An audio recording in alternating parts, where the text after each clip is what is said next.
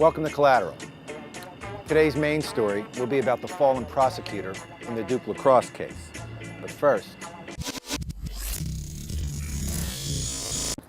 it's not a scene from a movie. Scientists at Harvard are experimenting with a pill that may be able to permanently weaken painful memories. Now, critics are concerned that the pill may also have some troubling side effects, and it could also weaken prosecutions in cases of violent crime. The American Psychology Association is under fire after a report claimed that psychologists helped the CIA develop brutal interrogation tactics for detainees. Now, the American Psychiatric Association has taken a firm stand against using psychiatry to aid in torture, and it wants its psychologist brethren to do the same. Michael Moore's controversial film Sicko will be released next week. It calls for a single-payer healthcare system, severely criticizes insurance companies, but also take a lot of money out of the pockets of big pharmaceutical companies. So you know what that means. Once the movie's released, you can expect a huge backlash against it.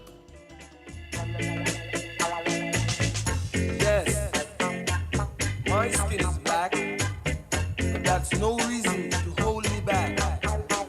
Mike Nifong had a rough week. The prosecutor who tried to railroad 3 Duke lacrosse players for crimes they did not commit was found guilty of intentional prosecutorial misconduct. He was fired from his job, disbarred, and soon he may face criminal charges. Mr. Nifong's behavior was inexcusable. But have you wondered why this is such a big story? Is this the first time in history that a prosecutor has intentionally trumped up charges for political gain? Of course not. Intentional prosecutorial misconduct occurs every day. But typically, it's not the sons of the privileged who are staring down the barrel of trumped-up charges. It's the poor and defenseless. And apparently, that's not very newsworthy. Prosecutors routinely overcharge defendants in order to win plea bargains. They're mostly concerned with winning cases, not delivering justice. And the reasons for that are many, but the most powerful one is careerism. Careers can be made by going forward with cases where it should be obvious that police fabricated evidence.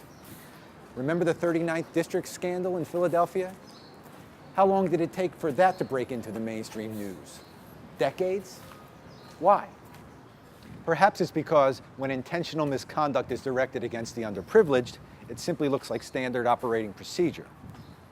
None of this excuses what Nifong did, but the bigger question should be, why do we let the corporate media set our agenda for outrage? He needs to feel a similar pain that these 3 boys suffered. Why is this story so important? Megan, I think so. I really do. It was such egregious violations here. This isn't just... The ugly truth is that when a white man in the South uses his power to stand up for blacks, he has to pay a social cost. When he does it by illegitimate means, as Nifong did, you know the press will lynch him for it. All perspective will be lost, and the misconduct will be blown up into the crime of the century. Meanwhile, the routine railroading of the underprivileged goes on as scheduled, with barely a mention. If you think what we're doing here is useful, please tell somebody.